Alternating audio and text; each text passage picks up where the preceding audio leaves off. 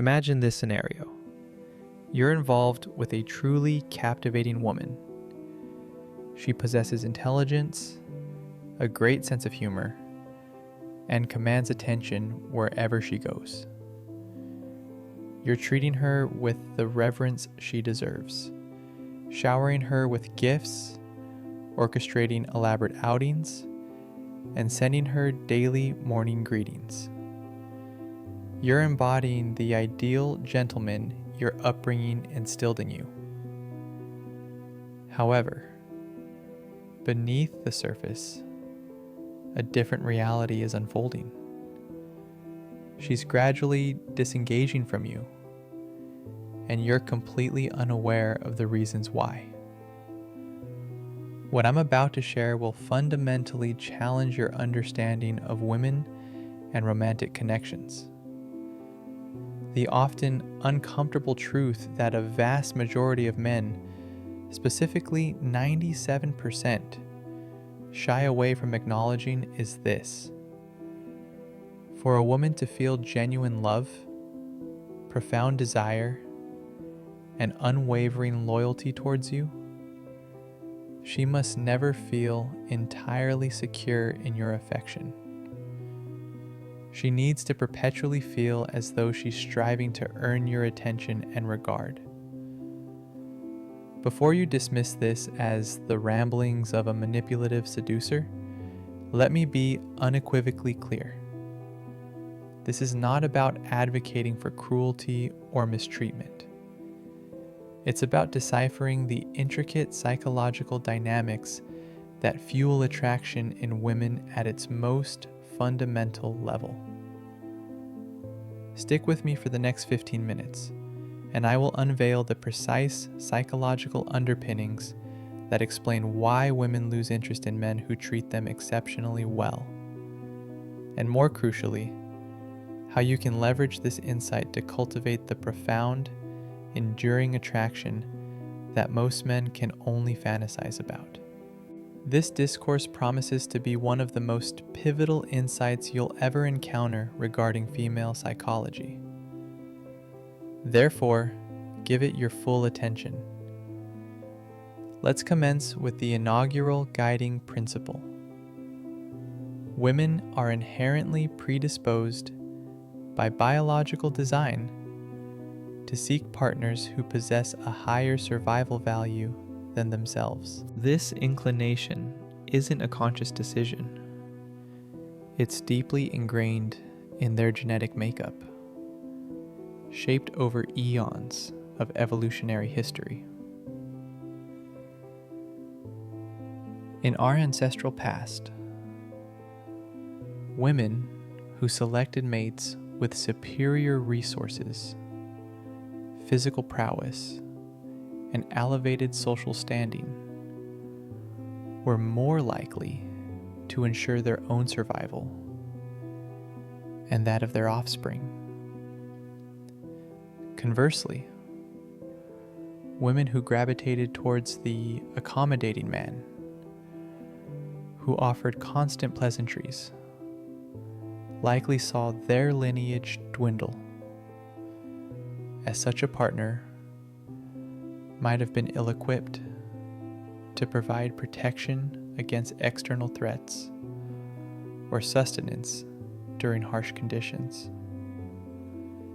This innate biological predisposition is termed hypergamy, and it continues to operate within the subconscious of every woman today.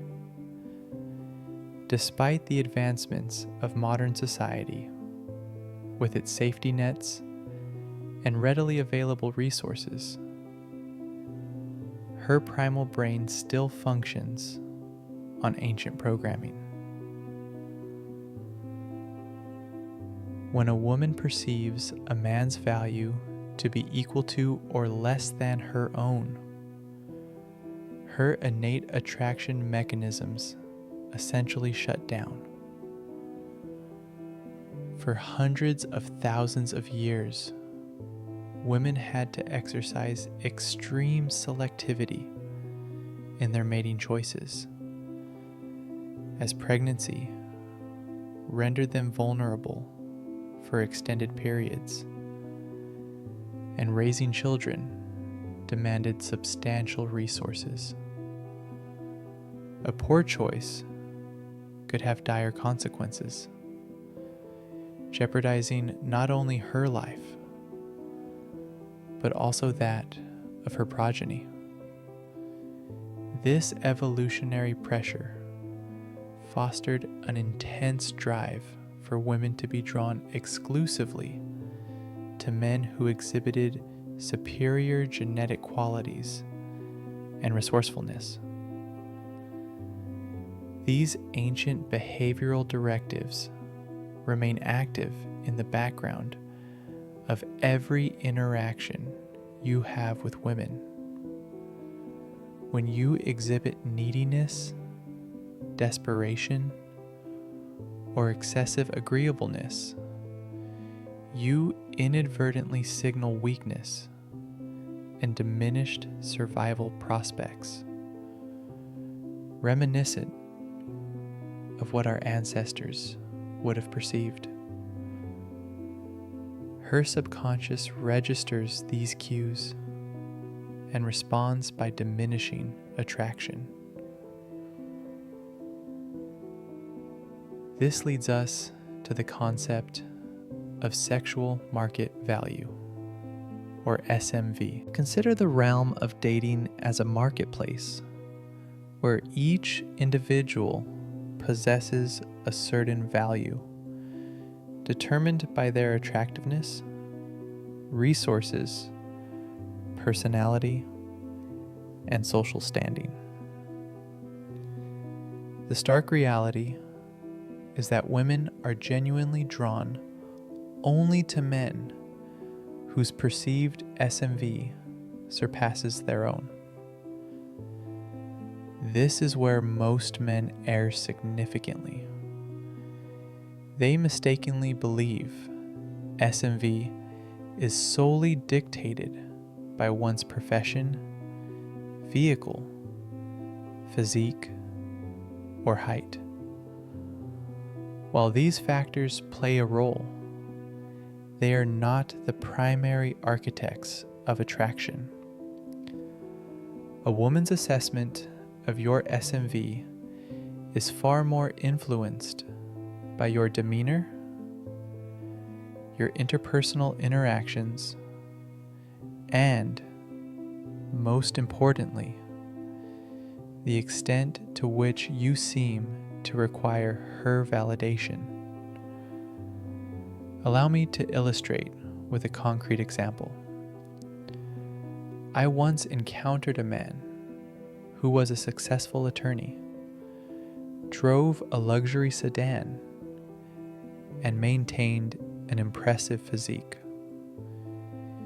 He would lavish women with attention at high-end establishments, offer incessant compliments, and make himself perpetually available. Despite possessing all the outward markers of high value, women consistently lost interest in him after a few weeks. Contrast this with another individual I knew who worked as a bartender, resided in modest accommodations, but possessed an abundance mentality. He would invite women for casual coffee, engage in playful banter, and appeared unfazed if they didn't respond to his messages promptly. These women became captivated by him, perpetually seeking his approval and attention. The critical difference? The latter individual understood that perceived value carries more weight than actual value. He carried himself with the assurance of a man who had options, whereas the former's conduct screamed, Please don't abandon me. Women are constantly evaluating subtle social cues that indicate your value relative to other men. They observe your reaction to rejection, your responsiveness to their messages, and your comportment in social settings. These behavioral indicators hold greater significance than your financial standing or your physical build. This brings us to the second guiding principle. The less certain a woman is about the depth of your interest, the more mental energy she will dedicate to contemplating you. This is a fundamental psychological principle. We tend to value what is uncertain and take for granted what is assured. When you unequivocally reveal your hand by being overly accessible, bombarding her with messages, and making your infatuation overtly apparent, you eliminate all elements of mystery and challenge. She no longer needs to actively pursue your attention, as you are freely bestowing it. However, when you maintain a degree of ambiguity regarding your feelings, a remarkable transformation occurs. Her mind becomes a whirlwind of questions. Does he reciprocate my feelings? Why hasn't he responded? What is he occupied with at this moment? This mental preoccupation forms the bedrock of attraction. Let me paint a vivid picture of how this manifests in practice. You meet a woman at a social gathering, enjoy a stimulating conversation, and exchange contact information. The conventional man would reach out the following day with something along the lines of, "Hello, I thoroughly enjoyed our conversation last night. You are remarkable. When might we meet again?" The discerning individual who understands the art of concealing interest waits 3 days before sending a concise message. "Coffee, Tuesday at 3. There is no excessive enthusiasm, no overt validation, simply a clear invitation that conveys interest without desperation. The psychological mechanism at play here is intermittent reinforcement. When we receive consistent, predictable rewards, we quickly adapt and our interest wanes. Conversely, when rewards are unpredictable, we become psychologically ensnared. Your attention operates on the same principle. When you dispense it consistently and predictably, she adapts to it and loses interest.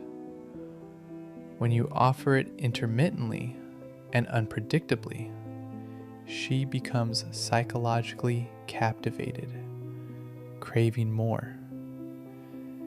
Consider your attention and approval as a form of currency.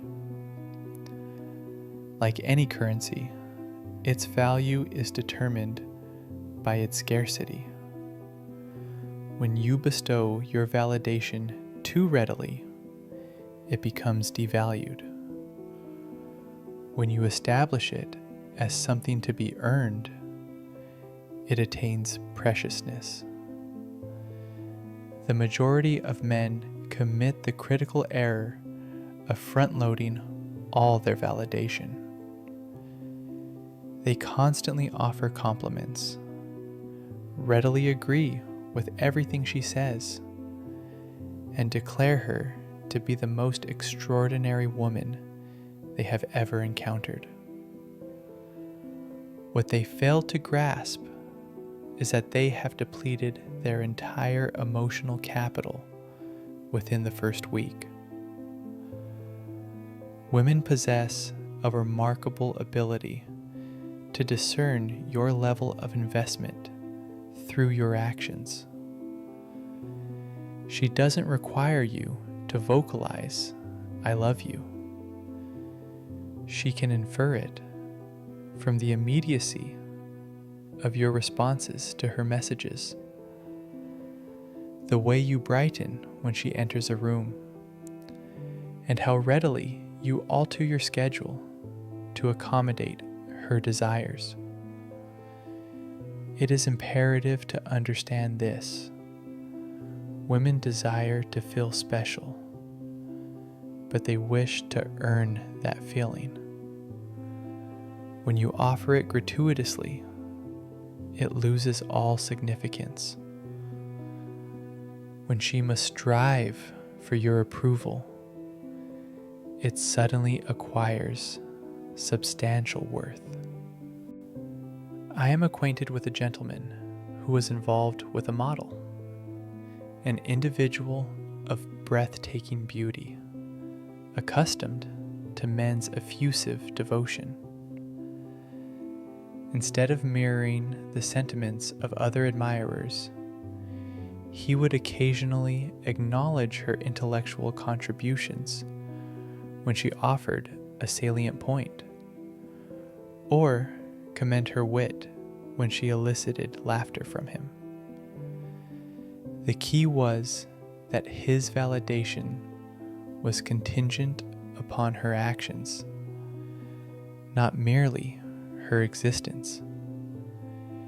She had to earn his approval through her deeds, rendering it infinitely more valuable than the hollow compliments she received from others. One of the most potent ways to extinguish attraction is to become predictable.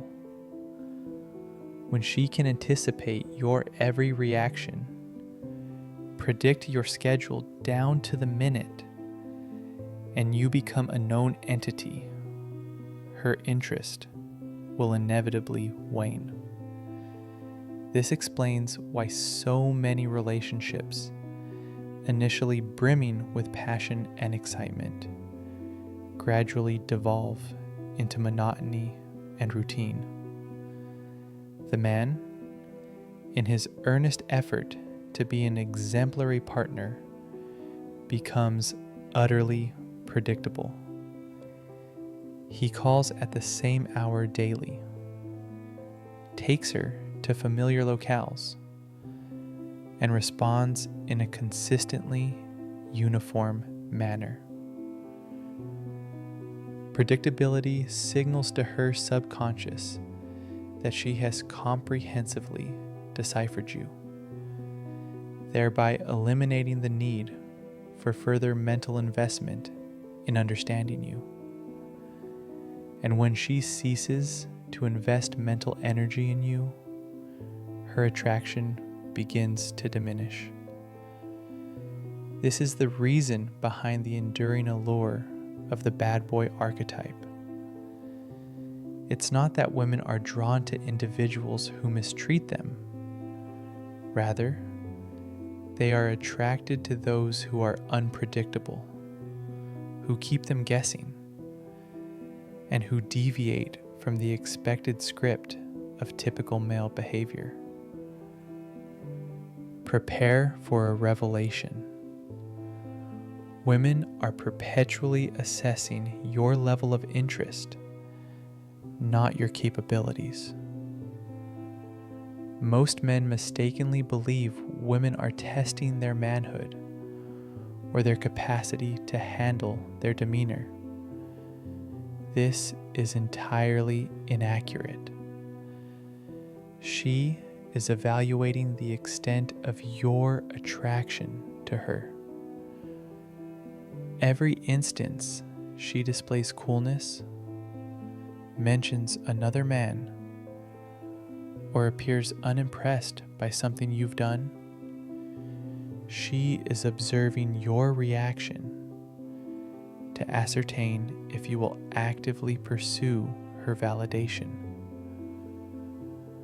When you falter in these assessments by immediately attempting to regain her favor, you are effectively communicating, "I am more enamored with you than you are with me." Once she possesses this knowledge, the power dynamic irrevocably shifts in her favor. Let me dissect some specific examples. The comparison assessment. She might comment on another man's attractiveness or reminisce about an ex-boyfriend. The incorrect response involves jealousy or an attempt to compete. The appropriate response is to remain genuinely unperturbed, perhaps even concurring with her observation. The availability assessment. She proposes plans only to cancel at the last moment. The erroneous response is to immediately endeavor to reschedule or express disappointment. The correct response is to acknowledge the situation with equanimity and proceed with alternative arrangements. The attitude assessment. She adopts a cold or distant demeanor. The misguided response is to inquire about the cause or attempt to uplift her spirits. The correct response is to mirror her energy and maintain an equal level of coolness until she amends her behavior. These assessments are not conscious stratagems. They are unconscious manifestations of her inherent need to gauge your value. By consistently navigating these tests with composure and maintaining your perspective, you signal that you are not desperate for her approval. When a woman perceives a man's value to be inferior to her own, her biological systems actively begin to reject him. This is not a conscious process. It occurs within her subconscious mind. Her brain initiates signals indicating that this man is not genetically superior enough to warrant procreation. This manifests as a decline in sexual desire, increased irritability in his presence, and a general sense that something is amiss in the relationship. This is the underlying reason why numerous women in relationships cease to engage in intimacy with their partners. It is not a reflection of their affection. Rather, their biology signals against reproducing with someone they perceive as deficient or subordinate. Her subconscious concludes that you have become weak, unable to assert yourself, and consequently incapable of protecting her. Women are fundamentally survival-oriented beings, and in her perception, you have become a suboptimal choice for her continued existence. Comprehending this can be discomforting, yet it is also liberating. When you recognize that her waning interest is not personal, but biological, you can commence making the necessary adjustments to reignite her attraction. Here lies a fascinating psychological phenomenon. When a woman is uncertain about the extent of your interest, she transitions from indirect to direct communication. Allow me to elaborate. Typically, women communicate subtly, hinting at their desires rather than stating them plainly. She might remark, "I'm feeling chilly," instead of requesting your jacket, or "I'm hungry," rather than suggesting a meal. However, when she fears losing you, she adopts a more overt communication style. She becomes more forthright, affectionate, and transparent about her feelings.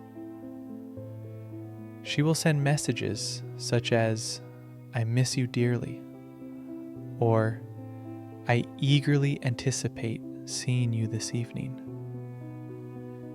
This shift occurs because her hypergamous instincts inform her that you might possess a higher value than she initially assessed, and she must ensure she doesn't lose you to another woman. When a woman genuinely fancies a man, she reciprocates messages promptly, returns calls, consistently inquires about his day, and actively endeavors to convey her affections. She switches to overt communication because hypergamy cannot tolerate the prospect of losing a high-value prospect. This is where the majority of dating advice falters significantly. It advises hitting the gym, increasing one's income, refining one's wardrobe, and acquiring more skills. While these endeavors can be beneficial, they miss the fundamental point. You can be the most accomplished, attractive, and impeccably dressed man globally, but if you exhibit behaviors indicative of low value, she will still lose interest. I have witnessed millionaires being dismissed by women who work in coffee shops due to a lack of understanding of these psychological principles. Conversely, I have observed average men with ordinary professions captivating beautiful women with their unwavering obsession because they grasped the art of maintaining the correct psychological dynamic. External enhancements may grant you entry, but psychological positioning is what sustains her long-term interest. Self-improvement is not the ultimate solution. Successfully navigating interest assessments is. Whether your annual income is $50,000 or $500,000 is inconsequential, because revealing your interest betrays your sexual market value. Disclosing your interest implies the caliber of women you are accustomed to attracting.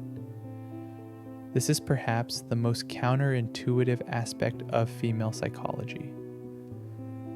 Women consistently opt for men who treat them less favorably over those who treat them with kindness. This is not because they derive pleasure from mistreatment, but rather because such treatment often signifies higher value.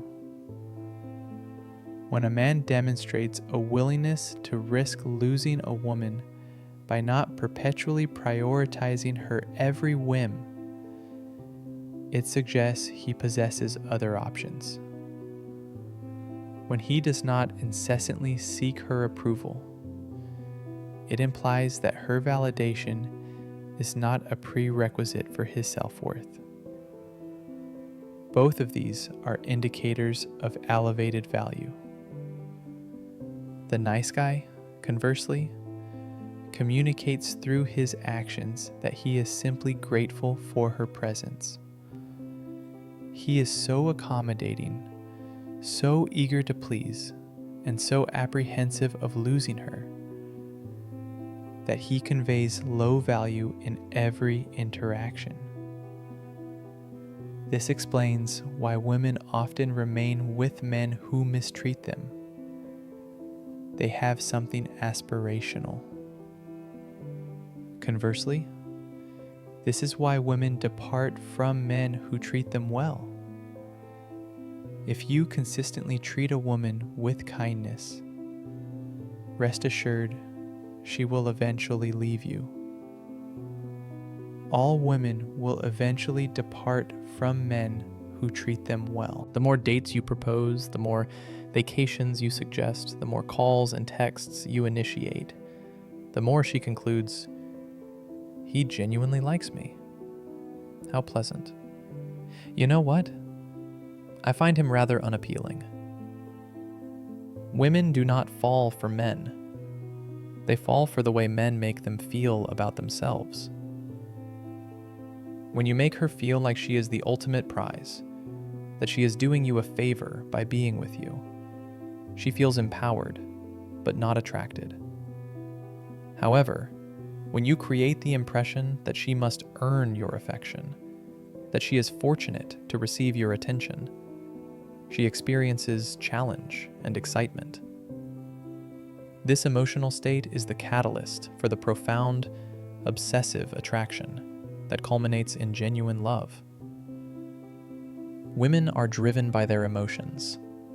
If her emotions signal, text this man, you like him, then that woman will indeed text you. If her emotions signal, he is low value, I am no longer interested, she will withdraw. The key lies in making her feel as though she is perpetually striving to earn your attention, without ever making it seem unattainable. It is a delicate equilibrium between challenge and hope. The most potent, attractive quality a man can possess is genuine abundance, the inherent feeling that he has multiple prospects and requires no single woman to feel complete. This is not about actual engagement with multiple women, but rather a mental state devoid of neediness or desperation. When you embody abundance, you naturally perform all the correct actions. You refrain from chasing. You avoid over-investing. You do not sacrifice your dignity for her attention. You treat her well because you genuinely desire to, not out of fear of losing her. This mindset is exceedingly attractive because it is exceptionally rare. Most men operate from a place of scarcity, so grateful for female attention that they will resort to any measure to retain it. The man who possesses abundance is discerning about who receives his time and energy. By moderating your expressed interest, you inherently adopt the persona of the bad boy or the player without any conscious effort. By delaying your response to a few text messages, you become more attractive. There is no need for elaborate escapades. Subtle adjustments in your behavior can position you as a man of high value. Women are biologically drawn to men who can lead, make decisions, and assume responsibility. When you consistently seek her approval or delegate decision-making to her, you are failing to fulfill this fundamental masculine role. Masculine leadership does not equate to being dictatorial or overbearing. It signifies decisiveness, self-assurance, and the capacity to take charge when circumstances warrant. It involves having a clear vision for your life and inviting her to be a part of it, rather than structuring your existence around her preferences. For instance, instead of asking, "What would you like to do this evening?" try, "We're going to experience that new Italian restaurant downtown." Instead of posing, "Is this acceptable to you?" state, "This is our plan." You are not being demanding. You are being decisive. When you confidently assume leadership and make decisions, you are granting her the privilege of relaxing and trusting your judgment. This is the essence of genuine masculine leadership. In any relationship, the individual investing more emotional energy invariably holds less power. Investment can be quantified in various ways. Who initiates contact more frequently? Who expends greater effort to meet? Who compromises more often? Who exhibits greater emotional vulnerability? The person who consistently invests more will, over time, experience a decline in attraction from the other individual. This is a fundamental law of human psychology, applicable to all relationships. This does not imply that you should never invest or express care. Rather, it necessitates strategic consideration of when and how you invest. Allow her to invest in you first, then reciprocate her level of investment. Avoid being the sole initiator of contact, the planner of every outing, the compromiser in every situation. When investment is balanced, both individuals feel valued and respected. When it is imbalanced, the party investing less develops a diminished regard for the party investing more. Frame control stands as perhaps the most critical skill you can cultivate to sustain attraction. Your frame represents your perception of reality, encompassing your self-view, your perspective on the relationship, and your outlook on the world. Women are perpetually testing your frame to ascertain if you will abandon your viewpoint to appease her. When you consistently maintain your frame, it signals that you are a strong, confident man who understands his own worth. An individual possessing robust self-possession and unwavering resolve requires no verbal jousting or justification for their stance. They effortlessly hold their ground with an understated assurance, recognizing that her probing is a measure of his capability to guide. This approach is not about obstinacy or rigid adherence to one's views. Rather, it signifies a profound understanding of one's identity and principles, and the refusal to compromise them for her validation. The stark truth is that affection and allure operate on distinct dynamics. Affection centers on tenderness, shared values, and dedication.